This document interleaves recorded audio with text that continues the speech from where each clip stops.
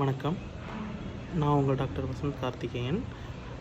கடந்த 3 நாட்களாகவே மதுரை ஹோமியோபதி மாணவர்கள் நடத்தக்கூடிய ப்ரொட்டஸ்ட்டை நம்ம பார்த்துட்ருக்கோம். இன்றைக்கி தொடர்ந்து 4வது நாளாகவும் அந்த ப்ரொட்டஸ்ட் நடந்துகிட்ருக்கு. அந்த ப்ரொட்டஸ்ட்டோட ரீசன் ஒரு வேல்யூபிள் ரீசன் தான். இப்போ all over the Tamil Nadu homeopathic medical college அப்படின்னு சொல்லக்கூடிய காலேஜ் நிறையா இருக்குது. ஆனால் கவர்மெண்ட் லெவலில் பார்த்திங்கன்னா ஒரே ஒரு காலேஜ் தான் இருக்குது. அது மதுரை திருமங்கலத்தில் தான் இருக்குது. அதுலேயும் பார்த்திங்கன்னா யூஜி சீட்ஸ் மட்டும்தான் இருக்குது, அண்டர் கிராஜுவேட் மட்டும்தான் இருக்குது. போஸ்ட் கிராஜுவேட் தமிழ்நாட்டில் இல்லை, கவர்மெண்ட் சீட்ஸ் இல்லை. அது வேணுன்ற கோரிக்கை, அதுதான் ஃபஸ்ட்டு கோரிக்கையாக இருக்குது.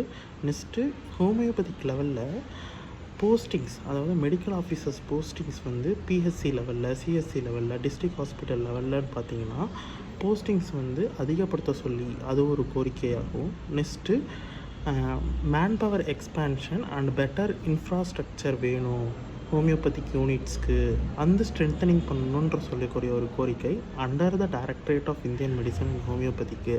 இதுதான் அந்த மாணவர்கள் வைக்கக்கூடிய கோரிக்கையாக.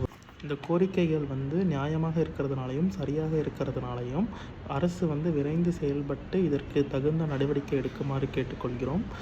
உலகத்திலேயே 2வது பெரிய மருத்துவம்னு சொல்லக்கூடிய ஹோமியோபதிக்கு இந்த நிலைமை. சரி, we all stand with government homeopathic medical college students of Thirumangalam. நம்புகிறோம்.